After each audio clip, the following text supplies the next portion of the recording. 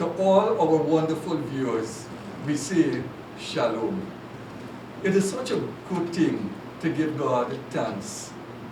Thank Him for life, for health, for strength. Thank Him for all His blessings, His goodness, and His favor towards us. As a blessed people, let us continue to pray for our beautiful Guyana. A nation that is on the move, that is growing from strength to strength.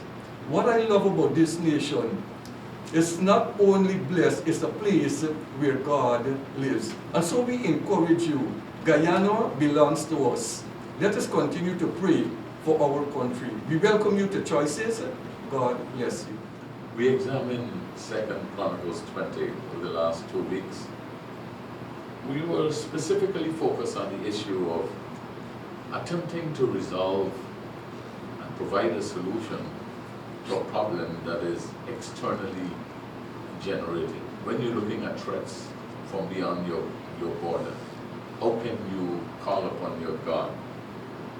How can you resolve, especially if the threat is formidable, your enemies, they're marshaled against you, and they're coming against you from different angles, and you don't have the wherewithal to defend yourself. That's the time when you look up. It's a completely different picture, however, when the forces that are against you is not external, it's right within. Your family, your countrymen, your neighbor, your school-age friend. It is that, in that context, we want to look and to begin this series. I really want to encourage you that you look at this presentation tonight and be involved with us for the next couple of weeks as we look at the psalmist who spoke words that most of us know, recorded in Psalm 133. Behold how good and how pleasant it is for brethren to dwell together. An English word, brethren, comes from a very important Hebrew word, ash. And it refers to not only children from the same parents, but it is used greater times in the Bible referring to neighbor, referring to countrymen, referring to friend, referring to the people who work in the same space, who live in the same geographical location. So it is in that context, and not the very narrow context that within which it is used today when we refer to brethren, meaning people from the same church, or people of the same faith. The psalmist had a view that right inside it is very important for people, irrespective of their belief system, to dwell together. He says it's good and pleasant for brethren, countrymen, neighbors to dwell together. And then an example is given how powerful that kind of unity is. You know, the scripture is filled, gentlemen, with example after example of unity. And the kind of unity is not uniformity, it is togetherness. Some might use the word cohesion, but what a challenge it is for us to experience that coming together. Once we are like that, the scripture says it is good and it is pleasant. Amen. And you can imagine what will be rolled out from that. As we examine Guyana, especially at this time, we want to recommend that we invest in this kind of unity. Not just by blood, by neighborhood, by, because we are all born here, we live here. Is unity possible? Is this kind of cohesion possible? I want to say yes, and I love how you said unity and not uniformity. As brothers, and I love how you have used your theological skill to explain that brethren goes further than just our biological connection, goes to our community, family, our nationhood. And I am very happy to be a part of this nationhood and part of this brotherhood. And there is a strength. You know, it takes my mind back to the scripture when one chased 1,000, two put 10,000 to flight. There is a strength, there is a covering, there is a safety in that kind of brotherhood or being brethren together. And if it could be discovered, the benefits are unbelievable, but it takes time and energy. And I want to, at the very outset, encourage us as brothers of this land and as brothers of this community and brothers of choices to work towards, because there is tremendous benefit in that kind of unity. While unity is achievable, we need to understand the complexities that rises against us achieving unity. And I want to just go back a bit to 2nd Chronicles. The threat that they experienced, it was a national something. It would have affected everyone. So in that context, it was possible for all the whole nation to come together to address that threat. However, like you rightfully said, Bishop, internally, we are not certain that we are going to get that cohesiveness, that oneness towards resolving the issue, because those right within can be contributing to what is happening. And so, while we need to have the right attitude in the circumstances, we need to understand that sometimes within ourselves, we don't have the answer, and we need to look up. You know, the scripture you quoted, Bishop, two words really struck me in that portion of scripture: good and pleasant. And clearly the psalmist is establishing the fact that there is good and there is some degree of pleasantries as we come together. No nation could really survive, could really prosper. No nation could really develop if the people of the nation they're not united. Excellent. And sometimes people would want to say that, you know, we can't unite because we have different cultures, different orientation, different views. But there is unity in diversity, and the person who is central to that kind of unity is God, and it has to be God. A man cannot just in his mind say, you know what, we're going to be united, because that unity it will not be genuine. And Jesus himself epitomizes how this unity should really take place. He said, just as how I and the Father are one, you must be one. And so the unity that we're looking for, this oneness, it could only be found in God. And that brings us right back to us as individuals. We need to have a certain degree of reconciliation. First of all, you have to reconcile yourself with yourself. You have to remember that you're a human being, and that as a human being, people need people. Never mind how powerful you think you are, we need one another. We have to reconcile ourselves with our God, first thing. Second, with ourselves, and then with our fellow man. If we are not reconciled with God, if we're not reconciled with ourselves, if we're not reconciled with our fellow man, there could be no real unity. It will be cosmetic, it will be superficial. And so, even as in this nation, as we endeavor to create that unity in diversity, we have to start calling upon God. Somebody has to say, look, it's only God could unite us. So Yeah. it will just be on the surface. I think the tipping point here is as we look at how we deal with problems that when the threat is external as the one that is internal. The issue is that when we deal with external threat, your effort, your energy, as they focus outward, sometimes you think about, you use words like destroy, vanquish and all of that. But when it's internal, there has to be a greater level of restraint.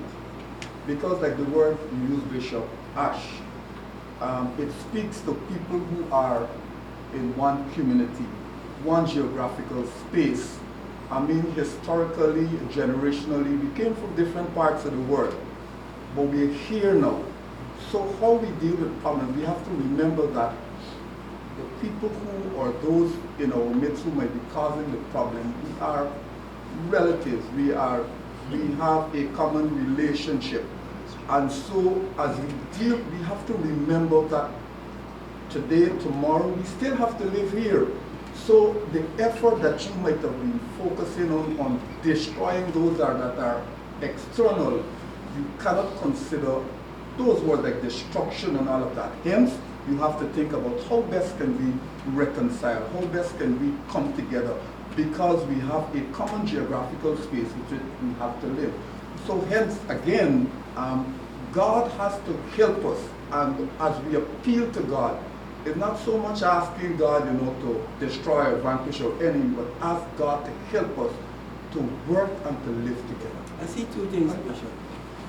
I see David. I'm not sure if he's being prophetic, because there are sounds where David has been prophetic. It's as if a father sees something coming, sense. And I guess as king, you have a sense of the people you're leading and their challenges and difficulties. Because I'm not sure what stirred him to write like this, but clearly he's speaking to the issue and the value of unity among, and let's take the expanded meaning and not just the narrow spiritual meaning that we used before. He obviously saw something among the people that required him to encourage them as a father, to remain in unity, to work towards unity. And I like how he points them to the unity that God provides, because that unity is what brings strength to deal with unity among each other as brothers and sisters. And I want to make the same kind of recommendation to us. David is addressing this issue because throughout Scripture we have evidence that God Himself, He has given a high priority to this issue of unity. And so here is one of His heavyweights, contributing to this matter. I am saying from the beginning right to the end, here is a brother envious Genesis of his brother's success. Wow. And so he hurts his brother. Yeah. He kills him. God comes and he asks, Cain, where is your brother? Hear the response. Am I my brother's keeper? Yes, you are. Am I my brother's keeper? Yes, You are. You are. And that's a question many persons Yeah. are asking themselves within this context of development. Yeah. This is for me, Selfish. but it is bigger than me. Yes, sir. At this point in time, we have to concern ourselves with also not just with our personal desires, but our brothers. I mean, what a question. And I don't know how you're going to answer it. Where you live, where you work, who you are. But the question of unity, Cain couldn't answer that question. Couldn't. I hope you can answer the question. Unity is not the figment of somebody's imagination. This country at one point in time found an expression, political, economic, social perhaps, where we worked together, when perhaps those who were considered enemies were external, and our foreparents, understanding this newness, wanted to strike out, to be independent, to be free. And so everybody was filled with this whole, we understood we had to work together. Let us cooperate, we stand for this, for Guyana. And we can think about all the songs that would really encourage us to work together. And we left in school, in the farm, in the office, in the factory, in the field with a sense, can we do it? Yes, we can. We answered saying, yes, we can. And afterwards, we became cynical to that ideal. People started pulling in different directions. It is important you understand, whoever you are, that it is quite possible. As a matter of fact, it is an important objective for us to have, that we work together. Unity, it's not unity or, No. that or, I don't know what the or is. The only thing that we have before us, seriously, is that we have to find a way. We have to find a path where we can reach across the divide and work together. I agree with you, and I think one of the things that, as a people, regardless of whatever racial group you might be from, we have to see that each one of us, we have, each one of us has a role to play, a part in the puzzle to fit. And even as I look at a puzzle, when all the pieces are scattered all over the place, it makes no sense. But you know, the parts, they have different shapes and so on. And so once you could solve that part with where you fit and where you fit properly, and you are allowed to fit where you are to fit, when that puzzle is completed, you see beautiful diagrams, you see a beautiful shape, you see something that makes sense. But when the parts are scattered all over the place, it looks like confusion, and it is confusion. But the moment persons realize that we have a fit, we have a role to play, and we could fit, and that puzzle is fitted neatly together, we have a beautiful scenery. And so we have to understand that regardless of where you're from, regardless of whatever racial group that you might be, it is important for us to start fitting into each other so that we could have that beautiful scene that we want to see. Dr. Marcel, what I'm looking at, I love the word that you talk about, the puzzle, because when this country, with the flood, we were coming together. We were together at that time, but then, I don't know, something went wrong, and we just lose each other again, while we're supposed to build strength, because unity is strength. And if we're together, we could do a lot of wonders. But when we pull against each other, we just doomed. There's some people who actually, I mean, that point you're touching there's some people who actually believe that we could only be together when we when we have a not like the flood. Yes. So there's some who actually suggest that the only time we are going to come together is if we are faced with a national problem. God forbid. You know, we need to come together then. But beyond then, we need to move from, we need to take the lessons and the different strengths we would have discovered during that period of national problem, and use that even when the crises has been normalized, so that we can go far together. But even as we look at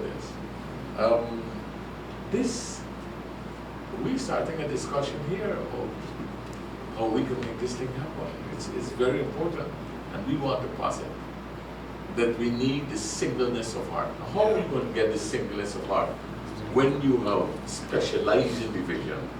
How are we going to get a singleness of heart when all around us division is being reinforced by what we say, an advertisement, a photograph,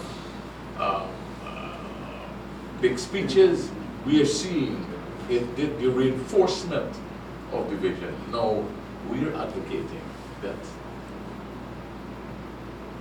unity is a high priority of God, and it should be one of our priority also. And we need to approach singleness of heart. In 2 Chronicles chapter 30, in verse 12, we have a statement that we are going to probably just introduce.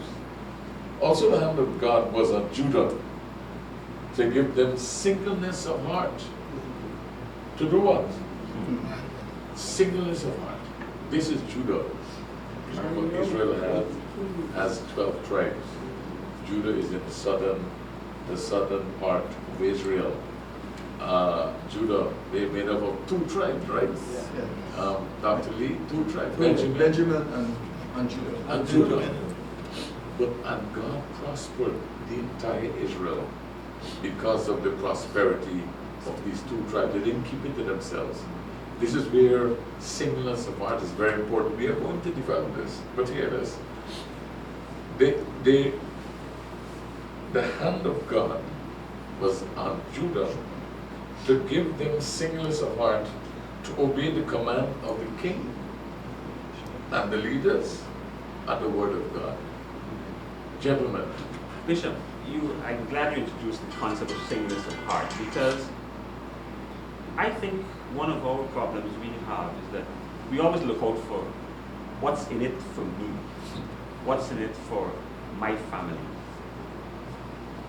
We need to realign, in my opinion, our entire goal so it becomes a goal for the nation.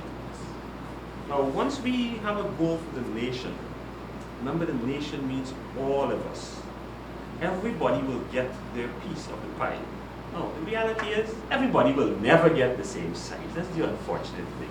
Because some of us, we don't require the same amount like the others. So don't ever try to say, well, this pie is bigger than mine.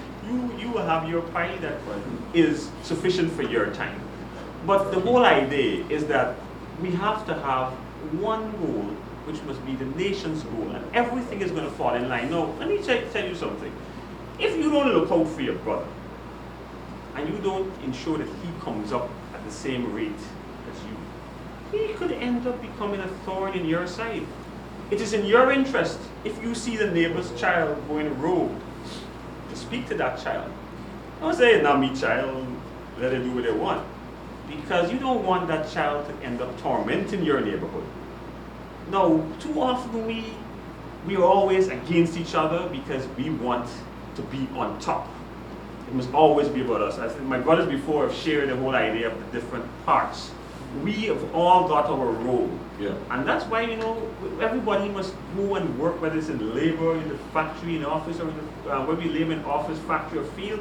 We have got to work for the good of Guyana. Deacon Orson, remember this. Remember this, Deacon Orson. You talk about the pie. There have some people that licorice. I love the word licorice. They want everything for themselves. Well, you know what he's talking about too? The singleness of purpose. Yeah. Yes. And I can't help but, in armies around the world, the master principle of war is the selection and the maintenance of the aim. And as we focus on looking at the nation's goal, the purpose of the nation. Look what the scripture is saying here. It first must be conceived in the mind. And like you were talking about a puzzle, sometimes we rush to fix problems without first sitting down and thinking it through. So you expend a lot of energy, you're sweating trying to fix things. But first of all, it must start up here. We must think the things through and ask God, in the context of the scripture here, to give us that mind to fix problems. I think a key ingredient to the process of unity is bound up in a particular word, and I think that is integrity. Coming back to the same thing, and I think it's Greek or that it means wholeness of heart. When people see persons who, whatever you say, you mean, you're truthful, you have strong moral values, because there could be no unity unless people start to trust people. So it is about consistency in behavior, consistency in your actions, or how you do things, whether people could latch on to you as someone you could trust. But people might say, well, we have a lot of people who are not like that. But the beautiful thing about it is that people can change. Amen. And we have a God who is capable of touching the hearts of people. And they could make a right about turn, as we would say, in terms of the behavior. Because, tell you the truth, some of us, I know for me for one, until I met Christ, I would not have been somebody that you could trust to some extent, fully. But when you meet with Jesus, you make this complete turn, and you develop that position where people trust. There's a scripture in Philippians. Christ is the one. There's a scripture in Philippians chapter 3 that we speak about a lot. Philippians 3:14. It says, "I press toward the mark for the prize of the high calling of God in Christ Jesus." Unity is really a high calling. This is not for boys. This is not for children. Paul says, when I was a child, I thought as a child, I understood as a child. And when I became a man, or when I became mature, I put away childish things. So unity is a high calling, and we should really press. It speaks of the whole notion of digging in. You try one time, sometimes you mightn't get it, but you got to press. And as we press, we will be able to see what God is going to do. And the scripture says in Psalm 133, the latter part says, there is where God commands the blessing. So our greatest commodity is not the oil really, it's unity, because there is God won't bless the oil by itself. God will bless us at the point of unity. And once we are blessed as a nation, everything else will fall into place. We are aware that singleness of heart, though achievable in the 21st century, it will come at a great sacrifice and price. Because, for example, you have social media, singleness of heart. As soon as this program is finished, spin doctors begin to work, giving their own interpretation of 2 Chronicles 30. It's amazing, not only 2 Chronicles 30, but why the bridge was built where you live, why food was given to some people, why electricity was provided. It's amazing. You have a purpose, a stated purpose, and then you have all the little foxes. They run, but they don't run by themselves. They have these ubiquitous things called cell phones, and they record and they document and they put their spin and they interpret. Singleness of heart is quite achievable, and we will continue to examine this, because the person you might call your enemy is your brother. We need to find a way to win a brother. God bless you. We'll see you next week. The world needs men who will fight for their nation, fight for their families, fight for justice, fight for peace, and fight against temptation. First Assembly of God, Wortmanville presents Men's Conference 2019 under the theme, Set Your Sails. The conference will be held at First Assembly of God, Wortmanville from the 10th to the 12th of July, starting at 6:30 p.m. nightly.